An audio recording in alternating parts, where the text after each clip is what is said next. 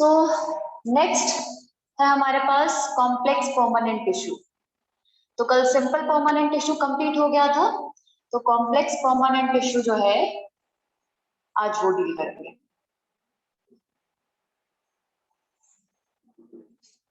ठीक है। So complex permanent tissue वो टिश्यू होता है जिसमें डिफरेंट तरह के सेल्स मिलकर कंबाइनली एक टिश्यू बनाते हैं। So it includes different types of cells which forms a common tissue. So different types of cells are included. ठीक है, which forms a tissue. तो बच्चे इस दोनों इसके केस में दोनों जो टिश्यू आने वाले हैं वो दोनों कंडक्टिव टिश्यू हैं, यानी कि कंडक्शन कर रहे हैं। और बच्चे उसमें आएंगे हमारे पास xylem and phloem, conduction of food and conduction of water. Circulation term use नहीं कर रहे, ट्रांसपोर्ट यूज कर सकते हैं, बट उसके एडिशनल कंडक्शन टर्म यूज करेंगे, क्योंकि जो चीजें ट्रांसपोर्ट होने वाली हैं वो फ्लूइड के थ्रू नहीं होगी, वो चीजें ट्रांसपोर्ट होंगी as such through a cavity. तो बच्चे ये दोनों अरेंजमेंट है हमारे पास, जाइलम एंड फ्लोएम, जो हमें एक एक करके बात कर रहे हैं। ठीक है, तो सबसे पहले डील कर रहे हैं ये जाइलम।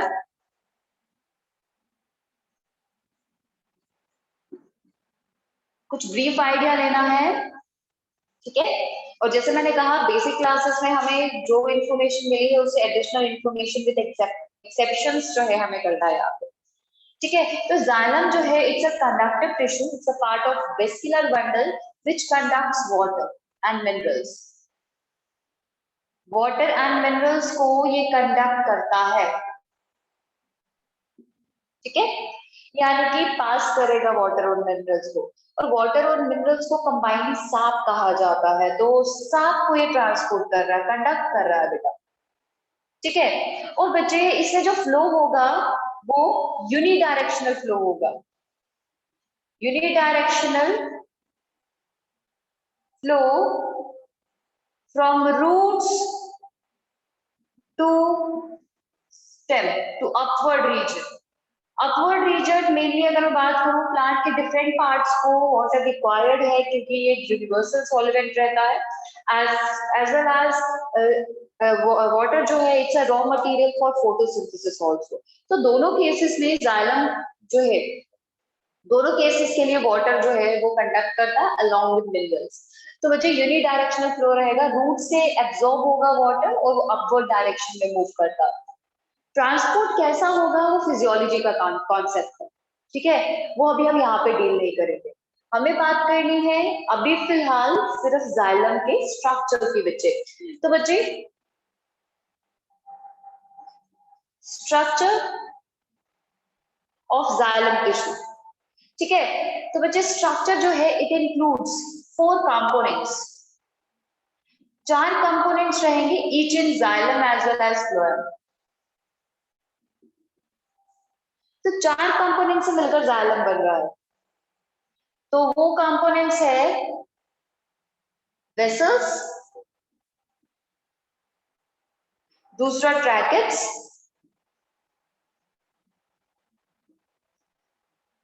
थर्ड है जाइलम पैरेन्काइमा,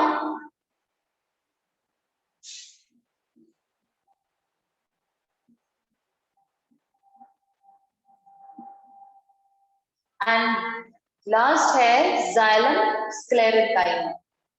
तो देखिए ये वो ग्राउंड टिश्यू है जो हम ऑलरेडी कर चुके हैं, सिंपल परमानेंट टिश्यू।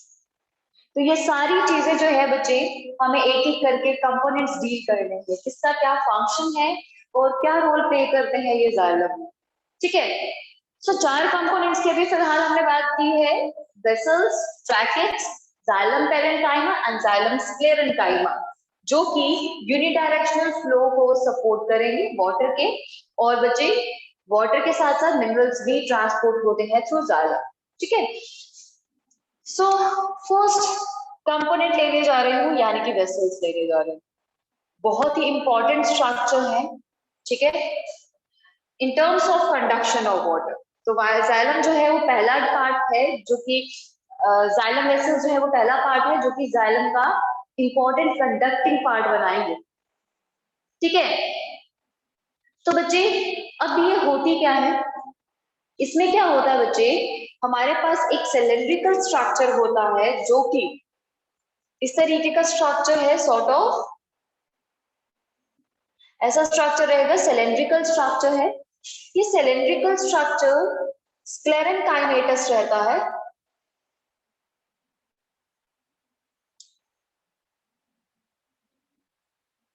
जो कि बच्चे जिसके एंड्स जो है ना उसमें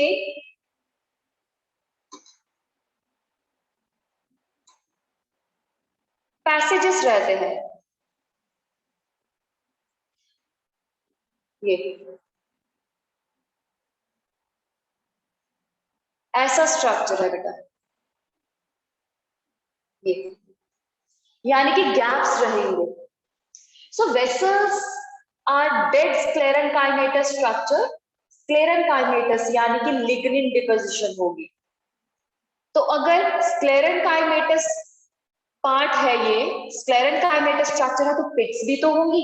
तो बच्चे साइड में आपको गैप्स और लिग्निन डिपोजिशन डिसकंटिन्यूअस दिखेगी, जिसकी वजह से आपको पिट्स दिखेंगे। तो इस तरीके से हमारे पास वेसल का स्ट्रक्चर है। तो डेड स्क्लेरेंकाइमेटस स्ट्रक्चर रहेगा बेटा। ठीक है, जैसे मैंने कहा ये एक सिलेंड्रिकल स्ट्रक्चर होता है जिसमें लिग्निफिकेशन हुई होगी, यानी कि लिग्निफाइड है क्योंकि स्क्लेरेंकाइमेटस है ना बेटा। ठीक है, तो बच्चे लिग्निन डिपोजिशन होती है और बच्चे जिसकी वजह से ये स्क्लेरेंकाइमा की तरह प्रोटोप्लाज्म बिल्कुल ही लैक करता है और इसके एंड में गैप्स और स्पेसेस रहती है, जिससे परफोरेशंस आप कह सकते हो। तो परफोरेशंस रहेंगी जिसकी वजह से वाटर जो है वो नीचे से ऊपर की तरफ ट्रांसपोर्ट होता है। तो बहुत सारी वेसल्स जो है वो ट्यूब बाय ट्यूब जो है वो जुड़ी होती है और अल्टीमेटली एक पूरी कंटिन्यूस ट्यूब बना देती है ऊपर तक। तो बच्चे दीज आर पिट्स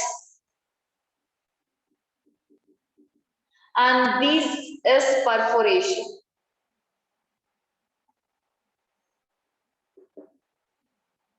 ठीक है, तो ये स्ट्रक्चर है। तो dead sclerenchymatous structure which is cylindrical tube like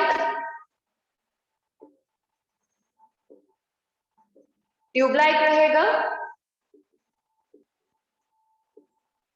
और बच्चे जैसे मैंने कहा कि इसमें लिग्निफाइड स्ट्रक्चर है, स्क्लेरेंकाइमेटस है, तो प्रोटोप्लाज्म एब्सेंट रहेगा बिल्कुल। ठीक है, और देयर एंड्स हैव परफोरेशंस, और ये परफोरेशंस इसीलिए बच्चे ताकि कंटिन्यूस चैनल बन सके, to form continuous channel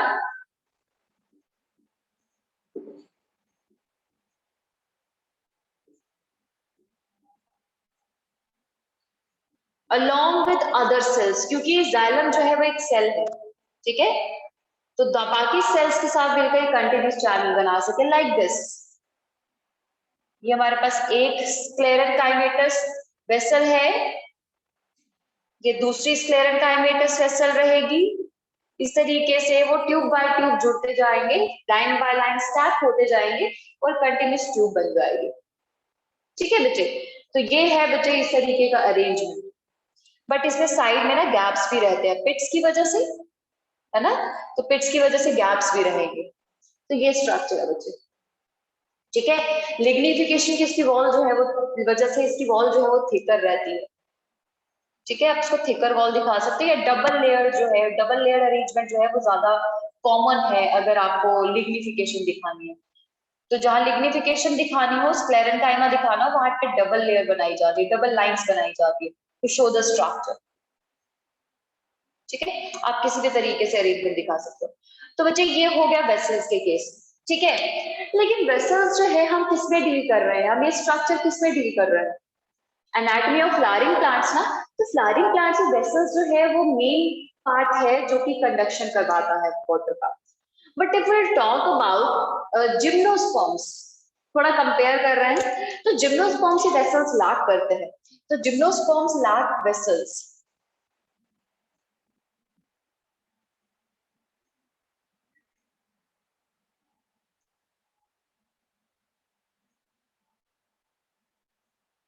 gymnosperms जो है वो वेसल्स लैक कर रहे हैं, ठीक है, उनमें वेसल्स नहीं होती, तो इनका काम कौन करता है? जिम्नोस्पर्म में भी हम कहते हैं वेस्कुलर बंडल है, तो फिर काम कौन करता है? तो काम जो है वो वेसल्स नहीं बल्कि ट्रैकेट्स करते हैं।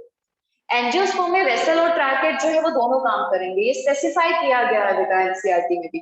But gymnosperms they strictly lack vessels, ये वाला अरेंजमेंट उनमें है ही नहीं है बेटा, ठीक है। सो अब बच्चे एक बार हम ट्रैकेट्स के बारे में बात कर लेते हैं, उसका स्ट्रक्चर जान लेते हैं, फिर वेसल्स और ट्रैकेट्स की एफिशिएंसी को जानने की कोशिश करेंगे बच्चे।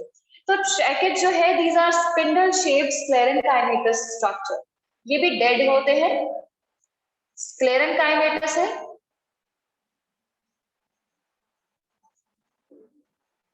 स्क्लेरेंकाइमेटस स्ट्रक्चर है, ठीक है, but they have spindle shaped arrangement, they are spindle shaped.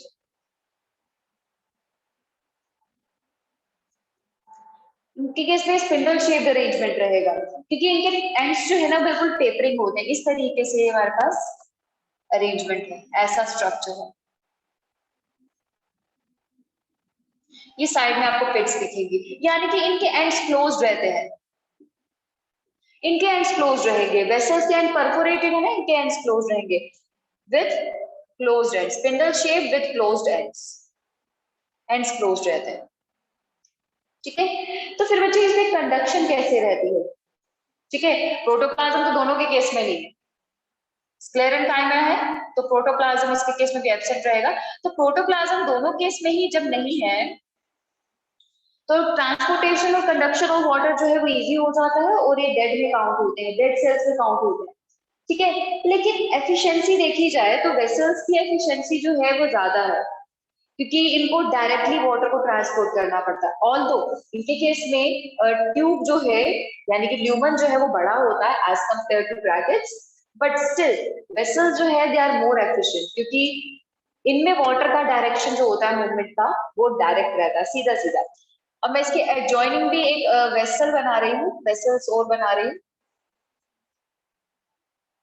ठीक है, वेसल्स बना रही हूँ just to relate the passage of water, ठीक है, ताकि हम जान सके कि किस तरीके से एक्चुअली पैसेज होगा।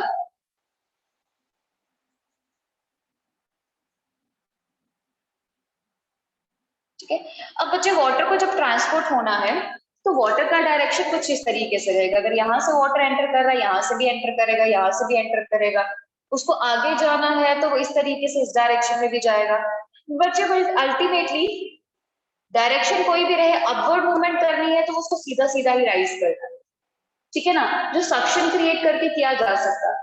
ऑल्दो थोड़ी सी हिंड्रेंस है इस केस में कि इसका ह्यूमन बड़ा होगा, बिल्कुल आप रिलेट कर सकते हो जैसे एक हमारे पास स्ट्रॉ रहती है, हम उससे जूस जो है वो सक कर रहे हैं, तो उसकी से स्ट्रॉ अगर पतली हो तो वो ज्यादा इजीली उसमें वाटर या जूस जो है वो राइज कर जाएगा, बट अगर ट्यूब बड़ी होती है उसमें ज्यादा सक्शन यूज करना पड़ता है, वो इसीलिए बचे क्योंकि ह्यूमन जो है वो बड़ा है, वाटर को राइज करने के लिए कोहेशन और एडहेशन दोनों कॉन्सेप्ट और दोनों फोर्सेस को यूज करना पड़ता है।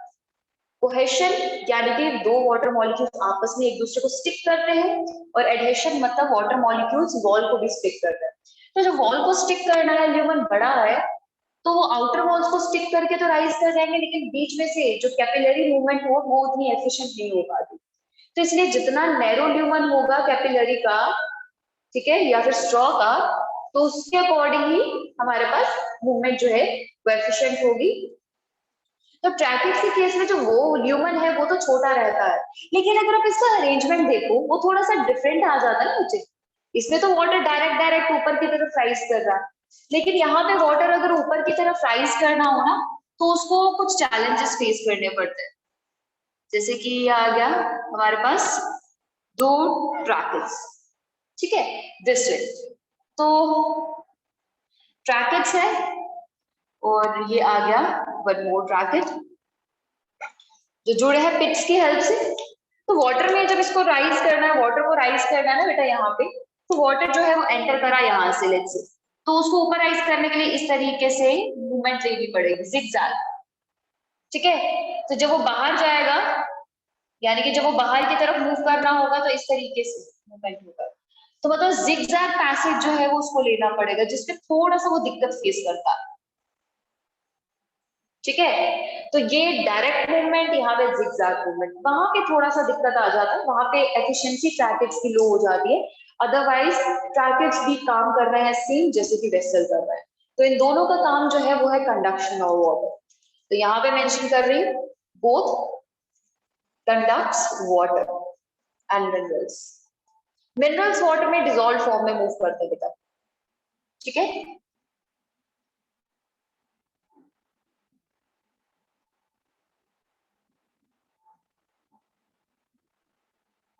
ठीक है, तो ये आ गया बच्चे हमारे पास वेसल्स एंड ट्रैकेट्स।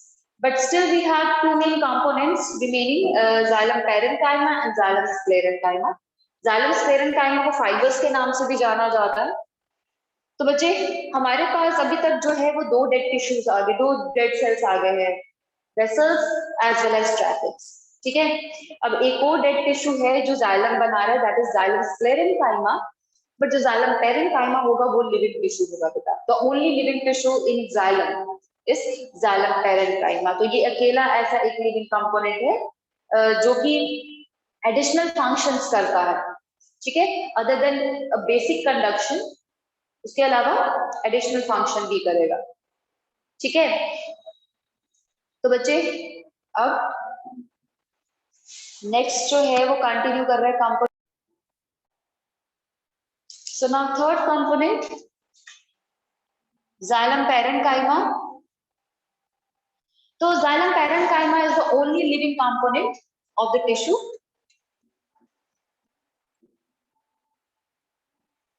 ठीक है, so अकेला एक लिविंग कंपोनेंट है जाइलम में।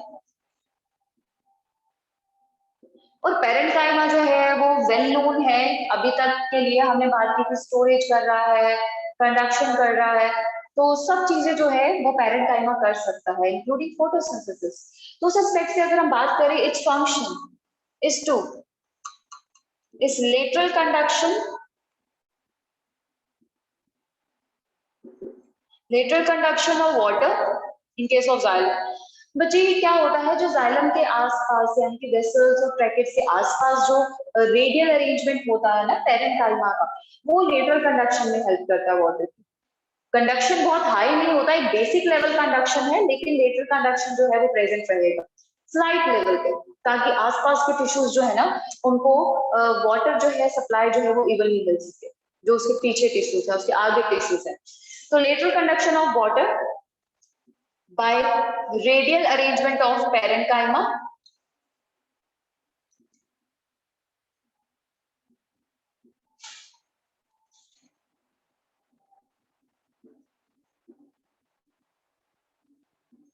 ठीक है, उसके बाद फर्दर हमारे पास स्टोरेज करता है, storage of food including lipids and resin, जो कि हमारे पास पिगमेंटेड भी रहता है जिसे टैनिन्स कहते हैं, तो टैनिन्स को भी ये स्टोर करता है। Tannins are pigmented chemicals, pigmented toxins जो कि पेरेंकाइमा में स्टोर होते हैं। ठीक है, जो पिगमेंटेशन देते हैं हमारे पास वुड को या फिर प्लांट स्ट्रक्चर को। तो मुझे ये है हमारे पास पेरेंकाइमा के फंक्शन। तो लेटरल कंडक्शन में बेसिकली भी हेल्प कर रहा है, आसपास टिश्यू के अरेंज रहता है फॉर एडिशनल सपोर्ट। तो सपोर्ट का एज सच मेन रोल नहीं है, but it makes a part of xylem structure बोली by maintaining the lateral conduction. उसके बाद xylem sclerenchyma, the last component. Xylem sclerenchyma, which is also known as xylem fibers, again a dead part which is strictly meant to provide mechanical support to the tissue. It provides mechanical support to the structure because although xylem और vessels और tracheae जो है वो भी sclerenchymatous है, वो plant को और खुद को काफी अच्छे से सपोर्ट करते हैं, but xylem sclerenchyma additional support में रोल प्ले करता है। तो मैकेनिकल सपोर्ट जो है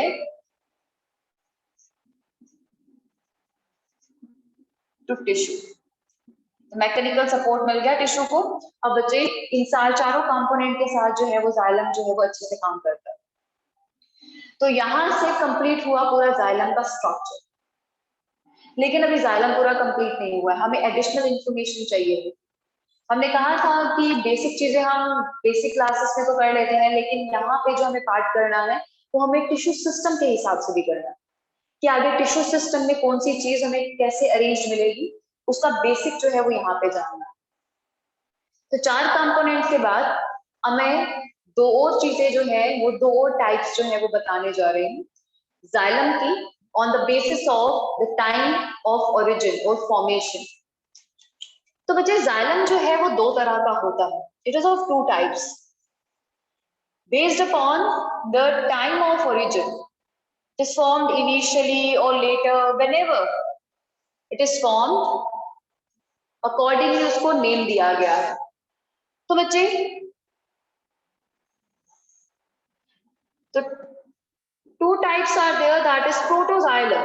प्रोटो टर्म जो है वो प्रीवियस से जुड़ी हुई है, प्रिमिटिव और प्रीवियस ये चीजें जो है ये प्रोटो टर्म डिनोट करती है, और मेटा मीन्स लेटर, ठीक है।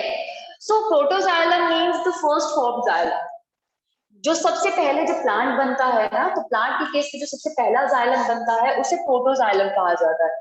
उसके बाद जो लेटर फॉर्म होता है, the second time the third time form xylem, तो बच्चे उसको मेटाजाइलम कहा जाएगा। तो protoxylem is the first form xylem, is the first form xylem,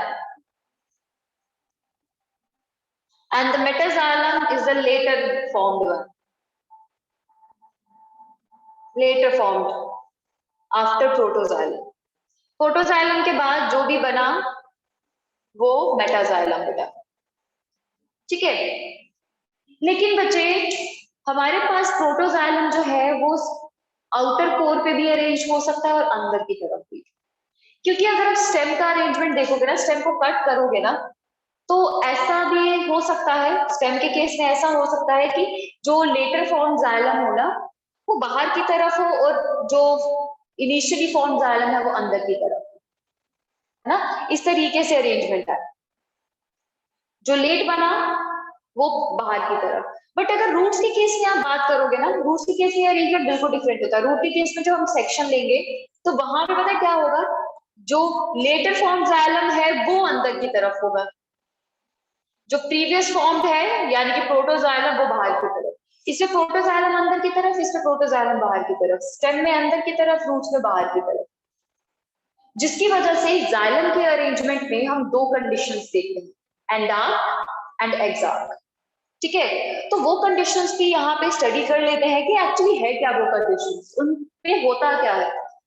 types दोनों ही रहेंगी उनमें, प्रोटोजाइलम और मेटाजाइलम ही रहेगा, लेकिन वो अरेंज कैसा है उसके बेसिस पे हमारे पास कैटेगरी है। तो अरेंजमेंट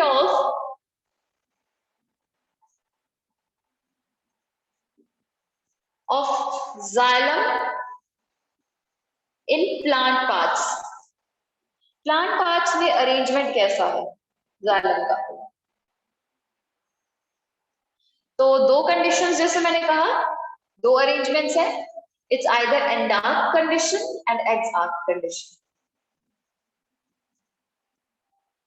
एंडार्क अरेंजमेंट और एक्सार्क अरेंजमेंट,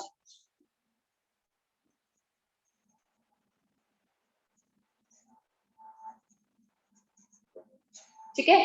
ये 2 अरेंजमेंट है। तो एंडार्क अरेंजमेंट में क्या होता है, ये जो प्रोटोजाइलम है ना, प्रोटोजाइलम को टारगेट करके स्टडी करना है, ठीक है। जब भी हमें एक बेसिक कंपैरेटिव अरेंजमेंट करना हो ना, अगर हम एक चीज को याद कर रहे हैं तो उसका अपोजिट अरेंजमेंट हम अल्टीमेटली फिगर आउट कर पाते हैं, ठीक है। तो बच्चे क्या होगा, एंडार्क में क्या होता है, जैसे ये हमारे पास कैम्बियम है, कैम्बियम हमने इनिशियली बात की थी कि लेटरल मेरिस्टम को कहा जाता है। तो कैम्बियम में क्या है, जैसे कि इनिशियली क्या है, प्रोटोजाइलम था, वो प्रेजेंट था। प्रोटोजाइलम फर्स्ट फॉर्म जाइलम, वो तो इनिशियली प्रेजेंट रहेगा। तो प्रोटोजाइलम में क्या होता है, हमारे पास जो वेसल्स होती है ना वो थोड़ी छोटी होती है, ठीक है। Vessels are small in size. इसके केस में जो प्रोटोजाइलम होती है उसमें वेसल जो है वो स्मॉलर साइज की होती है कंपेरेटिवली मेटाजाइलम के, ठीक है। तो बच्चे क्या है, ये प्रोटोजाइलम है। अब क्या हुआ, कैम्बियम ने ना बहुत सारा जाइलम जो है वो बनाना शुरू कर दिया। तो जाइलम बनाने के बाद क्या हुआ, ये प्रोटोजाइलम जो है वो नीचे की तरफ आ गया। प्रोटोजाइलम नीचे की तरफ आ गया, ये छोटा साइज में, तो इससे बड़ा जाइलम यानी कि लेटर फॉर्म जाइलम जो है वो इसके ऊपर आ गया, ठीक है। फिर कैम्बियम ने एक और जाइलम बनाया, ठीक है, एक और जाइलम वेसल बनाई, तो वो ऊपर की तरफ, ये वाला सेकेंड इधर, तो प्रोटोजाइलम नीचे आ गया। तो प्रोटोजाइलम अंदर की तरफ शिफ्ट होता जा रहा है। ये तो मैं यहाँ पे अरेंजमेंट बता रही हूँ सीक्वेंस का, जहां जहां जाइलम होगा वहां वहां यही अरेंजमेंट होगा। तो ऐसा अरेंजमेंट जिसमें प्रोटोजाइलम जो है, protoxylem is present at inner side. Protoxylem जो है वो इनर साइड में प्रेजेंट होगा। इनर साइड यानी कि पिथ की तरफ। अब पिथ क्या है वो हम लेटर ऑन बात करने वाले हैं, ठीक है। बस यहाँ पे भी सिर्फ रेफरेंस के लिए नाम लिख रही हूँ। तो प्रोटोजाइलम जो है वो पिथ की तरफ प्रेजेंट है। तो बच्चे, and this arrangement is present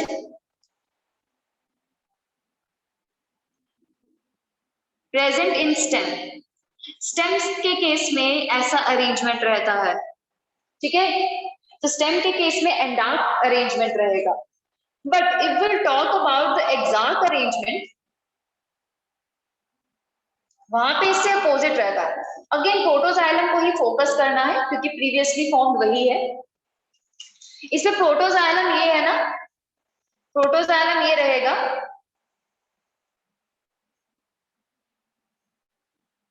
तो क्या होगा जब नया टिश्यू बनेगा, ठीक है, नया टिश्यू बनेगा तो प्रोटोजाइलम अपनी जगह नहीं छोड़ेगा। नया वेसल जो बनेगी वो इसके नीचे आके अरेंज होगी, ठीक है।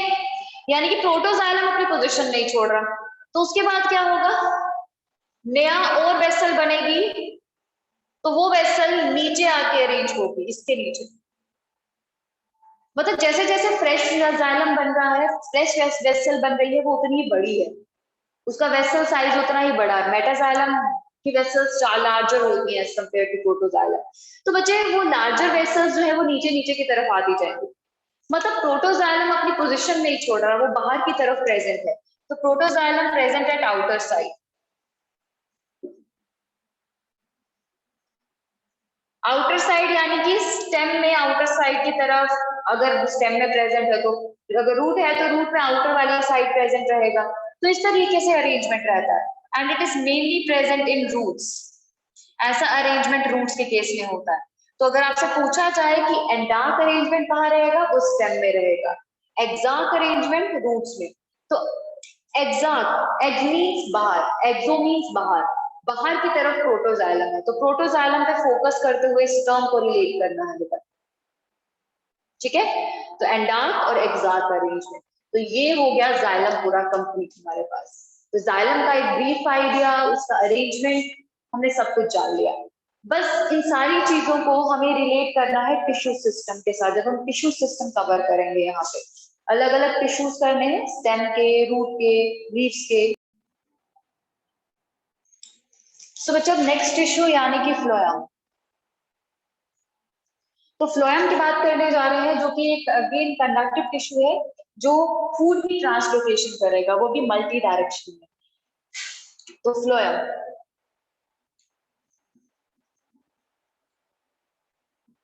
सो फ्लोएम जो है it's overall a living tissue. अगर जाइलम की बात करें, उसमें जो 3 कंपोनेंट्स है वो डेड है, जिसकी वजह से जाइलम ओवरऑल जो है वो एक डेड टिश्यू कंसीडर किया जाता है। बट फ्लोएम जो है इट्स अ लिविंग टिश्यू। ये ओवरऑल एक लिविंग टिश्यू है because it has again 4 components and among them 3 are living cells। 3 types of cells और 3 types of components are living, जिसमें से एक ही सिर्फ स्क्लेरन काइमेटस रहेगा, डेड रहेगा, बाकी सब लिविंग है बच्चे। तो फ्लोएम जो है इट कंडक्ट्स फूड, जिसे ट्रांसलोकेशन कहा जाता है। Translocation is conduction of food in phloem and this conduction is multi directional. Multi directional है बिकॉज लीव्स में बढ़ने वाला फूड जो है वो रिक्वायर्ड है फ्लावर्स को भी, ब्रांचेस को भी, स्टेम को भी, रूट्स को भी। तो मल्टीपल डायरेक्शन में जो फ्लोएम जो है वो काम करता है। लेकिन अब फ्लोएम जो है उसके 4 कंपोनेंट्स के बारे में बात करनी है, जो इस चैप्टर का एस्पेक्ट है, दैट इज एनाटॉमी। तो 4 कंपोनेंट्स है लाइक जाइलम। तो इसमें जो 4 कंपोनेंट्स है वो है सीड ट्यूब,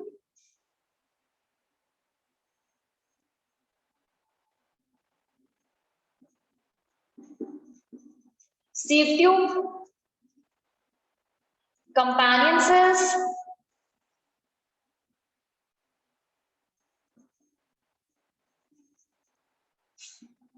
फ्लोएम पैरेन्काइमा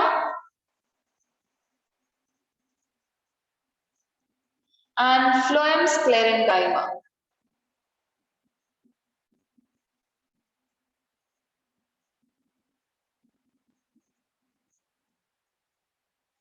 ये 4 कंपोनेंट्स आप देख रहे हो, है ना? Seed tube, companion cells, phloem parenchyma and phloem sclerenchyma. ठीक है, तो बच्चे अब कुछ चीजों के बारे में एक बेसिक इंफॉर्मेशन दूंगी। जैसे हम यहाँ पे जो टिश्यू कर रहे हैं वो एंजियोस्पर्मिक है, ठीक है? एंजियोस्पर्म के बारे में हमें मेनली कंसीडर करना है। बट एक ब्रीफ कंपैरिजन जो है हमने जिम्नोस्पर्म के साथ लिया था जाइलम के केस में, जिसमें हमने कहा था कि वेसल्स जो है वो स्ट्रिक्टली एब्सेंट रहती हैं इन केस ऑफ जिम्नोस्पर्म्स बच्चे, ठीक है?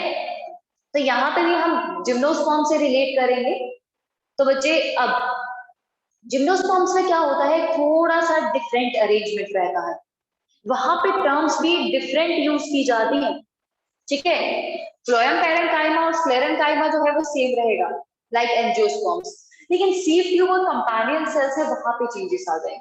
तो सीड ट्यूब को जिम्नोस्पर्म्स ने, मैं यहाँ पे नीचे लिख देती हूँ, सीड ट्यूब को जिम्नोस्पर्म से कहा जाता है sieve cells, not tube. Sieve cells in gymnosperms, ठीक है? जिम्नोस्पर्म्स में इन्हें सीड सेल्स कहा जाता है और companion cells are called as albuminous cells. Albuminous cells in gymnosperms. तो ये टर्म्स थोड़ी सी डिफरेंट है, रिलेट करवाऊंगी पहले तो, ठीक है? तो सीड सेल्स का मेजर डिफरेंस है, ठीक है? तो बच्चे अब पहले कंपोनेंट को ले रही हूँ, यानी कि सीड ट्यूब को कंसीडर कर रही हूँ। तो सीड ट्यूब जो है इट्स अ स्ट्रक्चर और living cell, it's a living cell and has porous plate at their ends। इनके ends में भी porous plates होती हैं, ठीक है? और बच्चे they are cylindrical long structures, cylindrical long structures।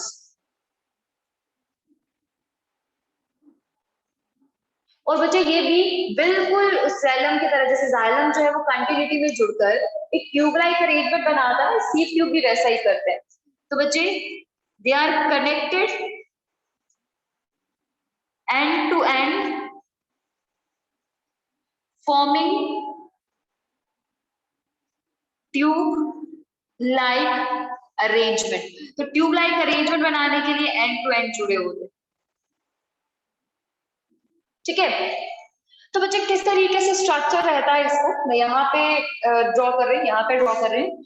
तो इसमें क्या रहता है, if this is porous end plate,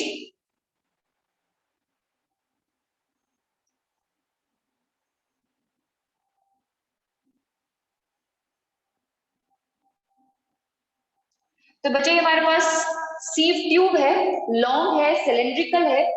इसी केस में क्या होगा, रैंडम पोर्स रहेंगे। बच्चे इसमें क्या रहता है, रैंडम पोर्स जैसे बिल्कुल सीव में होते हैं ना, जिसे आप छलनी कहते हो, जैसे चीजें जो है वो सीव के थ्रू क्लीन की जाती है ना। जो पोर्स होते हैं ना, बहुत सारे बल्क ऑफ पोर्स होते हैं, जहां से चीजें अगर पोर्स साइज से बड़ी हो तो ऊपर रह जाती है, बाकी जो है वो नीचे आ जाती है। तो बच्चे ये पोरस एंड प्लेट की वजह से, इसके अरेंजमेंट की वजह से इसे सीव ट्यूब का नाम दिया गया। ठीक है, बाकी इसके साथ हमारे पास सेल्स जुड़े हैं, उसके बारे में भी बात करूंगी लेटर। उसके अलावा बच्चे मैं एक बार सीव ट्यूब के साथ साथ सीव सेल्स के बारे में भी बता देती हूँ, उसका कैसा स्ट्रक्चर रहता है। उसका स्ट्रक्चर ऐसा रहता है बेटा,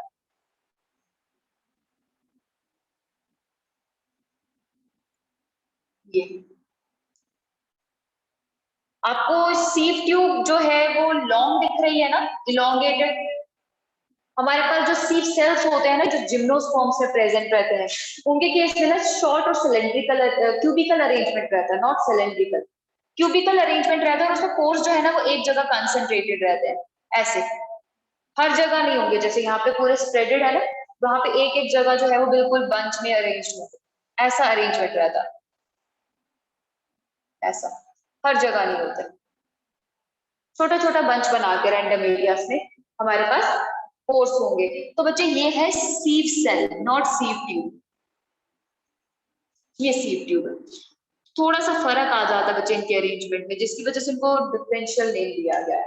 ठीक है, लेकिन बच्चे सीव ट्यूब में या सीव सेल्स में ना एक चीज है, एक कॉन्सेप्ट है। ऑल्दो ये लिविंग टिश्यू है, बट इनके केस में क्या रहता है, they lack nucleus and has cytoplasm, but वो साइटोप्लाज्म पेरीफेरी में चला गया होता है, पेरीफेरल होता है। तो पेरीफेरल साइटोप्लाज्म तो रहेगा, लेकिन उसमें न्यूक्लियस नहीं होता, ताकि जो फूड का मूवमेंट है उसमें कोई हिंड्रेंस ना आए। पर बच्चे इसके केस में जो एक्टिविटी है, वो सारी जो एक्टिविटी है वो एनर्जी यूटिलाइज करती है। लाइक फूड को ट्रांसपोर्ट करने का जो पूरा प्रोसेस है वो यूटिलाइज करता है एनर्जी को। So in that particular case, nucleus के ना होने की वजह से इनका energy utilisation, food conduction regulate कौन करेगा। तो रेगुलेट करने के लिए बच्चे न्यूक्लियस तो चाहिए ही चाहिए। तो रेगुलेट करने के लिए जो न्यूक्लियस रहता है वो इनका अपना नहीं होता, बल्कि एडजॉइनिंग सेल्स का होता है, जिसे कंपेनियन सेल्स कहा जाता है। ठीक है, तो कंपेनियन सेल हर एक सीव सेल या सीव ट्यूब के साथ एसोसिएटेड होता है, जो उसकी एक्टिविटी को रेगुलेट करेगा।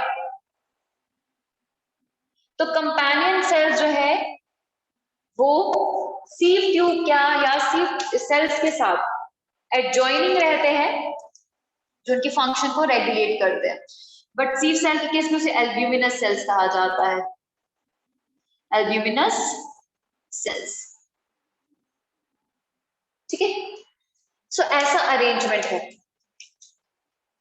So it lacks nucleus and has peripheral cytoplasm. उसके बाद इनको सपोर्ट करने के लिए नेक्स्ट स्ट्रक्चर होते हैं, जिसे हम कहते हैं कंपेनियन सेल। कंपेनियन यानी कि दोस्त, है ना। तो कंपेनियन सेल जो है वो अपनी एक्टिविटी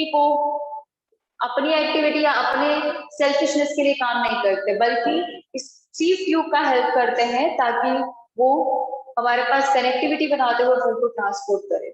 ठीक है, so companion cells are meant to transport food, मतलब एक्चुअल काम जो है वो कंपेनियन सेल का है, ये कंट्रोल कर रहे हैं फूड के ट्रांसपोर्ट को। यानी कि एक तरह से सीव ट्यूब की एक्टिविटी को पूरा का पूरा रेगुलेट कर रहे हैं। ठीक है, तो बच्चे these are again living cells। Again जैसे मैं बता दूं, पेरेंकाइमेटस ही है।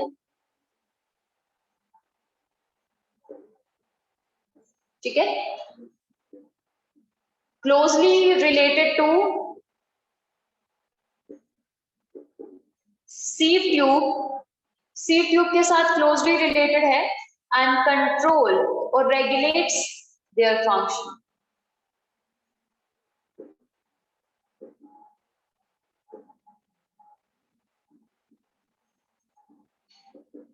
सो फंक्शन जो है वो रेगुलेट करना है, ठीक है। उसके लिए कंपेनियन सेल्स होते हैं। और बच्चे ये कंपेनियन सेल्स जो है ना वो सी ट्यूब के साथ एसोसिएटेड रहते हैं। इनके केस में जो यहाँ पे गैप बनाया ना, ये वाला गैप और ये वाला gap, like that of plasmodesmata, ठीक है। तो ये कनेक्टेड रहते हैं कंपेनियन सेल्स इनके साथ। तो इनको भी यहाँ पे टर्म पिट्स दी जाती है बेटा, इनको पिट्स ही कहा जाता है।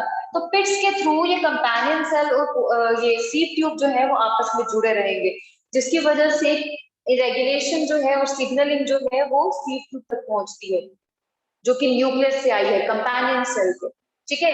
क्योंकि जितना भी प्रोसेस होने वाला है, फूड की लोडिंग होने वाली है, फूड की अनलोडिंग होने वाली है, वो सारा प्रोसेस यूटिलाइज करेगा एनर्जी को। सारा एक तरह से आप कह सकते हो सारा रेगुलेटेड प्रोसेस है। जो है पैसिव प्रोसेस हो तो उसके केस में हम एडिशनल आउटर फोर्सेस लगा के भी काम कर सकते हैं, प्लांट आउटर फोर्सेस को यूज कर सकता है। बट यहाँ पे इंटरनल फोर्सेस की रिक्वायरमेंट है, जो कि एक न्यूक्लियस की हेल्प के बिना जनरेट नहीं हो सकती है बच्चे। तो कंपेनियन सेल का न्यूक्लियस चाहिए, ठीक है। सो ये हो गया हमारे पास कंपेनियन सेल। अगर जिम्नोस्पर्म के केस में बात करेंगे तो albuminous cell. Now next, phloem parenchyma. Phloem parenchyma is again a living parenchymatous tissue. Living cell are living cells. तो बच्चे ये फ्लोएम पैरेन्काइमा जो है वो भी इलोंगेटेड सेल्स होते हैं, बट इलोंगेटेड के साथ साथ ये टेपरिंग होते हैं बच्चे। इनके भी एंड्स जो है वो पॉइंटेड रहते हैं, closed, tapering end cylindrical cells, ठीक है। और बच्चे इनके साथ पास में प्रॉपर्ली साइटोप्लाज्म रहेगा, प्रॉपर्ली न्यूक्लियस रहेगा, जैसे कि पैरेन्काइमेटा की आइडेंटिफिकेशन होती है। प्रॉपर वही सेल्यूलोज की सेल वॉल, वही पिट्स रहेंगे जो कि प्लाज्मोडेस्माटा कनेक्शंस बनाएंगे। तो दे हैव पिट्स फॉर प्लाज्मोडेस्माटल कनेक्शंस और डेस्मेटा फॉर्मेशन। प्लाज्मोडेस्माटा की फॉर्मेशन के लिए, ठीक है। और अल्टीमेटली इसमें क्या रहता है कि ये भी फूड को स्टोर करेगा और आगे कंडक्ट करने में बेसिक लेवल पे स्टोर करके आगे के टिश्यूज को प्रोवाइड करने में हेल्प करता है। उसके अलावा स्टोरेज जो है वो रेजिन्स की, म्यूसिलेजिनस की, लेटेक्स की, उनकी भी स्टोरेज करता है। तो स्टोरेज ऑफ फूड, म्यूसिलेज यानी कि चिपचिपे सब्सटेंसेस जो होते हैं, रेजिन्स, लेटेक्स, इनकी स्टोरेज भी करता है। ये इसके मेन फंक्शन है। पर बच्चे फ्लोएम पैरेन्काइमा जो है ना उसके साथ एक कॉन्सेप्ट जुड़ा है। ऑल्दो जैसे मैंने कहा कि हम जिम्नोस्पर्म से इसे रिलेट कर रहे हैं, बट यहाँ पे हमें फ्लोएम जो है वो मोनोकॉट और डाइकॉट में वहां पे भी डिफरेंशिएशन शो करता है। तो फ्लोएम पैरेन्काइमा जो है it is strictly absent in monocots, in most monocots. Most लिख रही हूँ, ठीक है। Most monocots it is absent. Mostly monocots में फ्लोएम पैरेन्काइमा जो है वो एब्सेंट रहता है बेटा, ठीक है। तो बच्चे अब ये हो गया फ्लोएम पैरेन्काइमा, ठीक है। अब बच्चे फ्लोएम स्क्लेरेन्काइमा। तो फ्लोएम स्क्लेरेन्काइमा की बात करते हैं, ठीक है। नेक्स्ट, तो उसके बारे में भी एक चीज और बताऊंगी, वो भी कहीं पे एब्सेंट रहता है, बट ना ही जिम्नोस्पर्म में ना ही मोनोकॉट्स में, एक एडिशनल जगह। सो लास्ट कंपोनेंट है फ्लोएम स्क्लेरेन्काइमा, जिसे बास्ट फाइबर्स भी कहा जाता है। तो phloem sclerenchyma or bast fibres कहेंगे ने,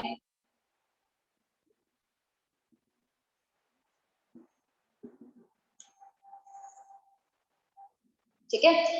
तो बच्चे बास्ट फाइबर्स जो है फ्लोएम स्क्लेरेन्काइमा जो है they provide mechanical support to tissue.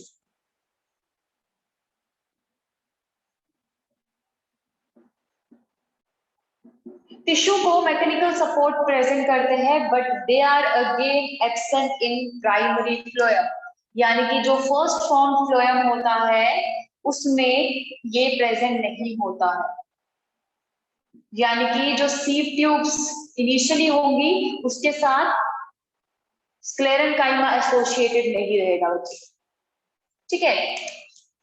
तो बच्चे ये हो गया स्क्लेरेंकाइमा का भी फंक्शन। अब बच्चे दो टाइप्स बताने जा रही हूँ, जैसे कि हमने बिल्कुल सेम जाइलम में किया on the basis of time of origin. जो फर्स्ट फॉर्म फ्लोएम होगा वो प्रोटोफ्लोएम कहा जाता है, एंड जो लेटर फॉर्म होता है उसे मेटाफ्लोएम कहा जाता है। सेम जैसे प्रोटोजाइलम और मेटाजाइलम था, वैसे ही प्रोटोफ्लोएम रहेगा एंड मेटाफ्लोएम रहेगा। तो protophloem is the first form phloem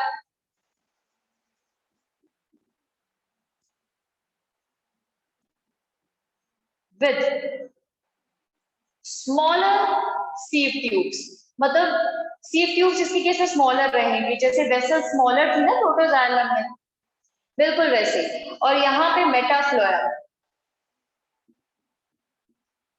तो मेटाफ्लोएम जो है वो लेटर फॉर्म होगा after protophloem, after this protophloem. तो metaphloem is the later formed phloem and has larger sieve tubes, ठीक है। कोई पर्टिकुलर अरेंजमेंट नहीं है, एंडार्क एग्जैक्ट अरेंजमेंट ऐसा कुछ भी नहीं है, ठीक है। बस इनकी फॉर्मेशन थोड़ी सी रिलेटेड रहती है जाइलम के साथ, साथ साथ में नियरली फॉर्म होते हैं। तो वहां पे अरेंजमेंट फोकस कर लेंगे जब हम टिश्यू सिस्टम करेंगे बच्चे, ठीक है। तो ये हो गया कंप्लीट कॉम्प्लेक्स परमानेंट टिश्यू। कल से हम स्टार्ट करेंगे टिश्यू सिस्टम।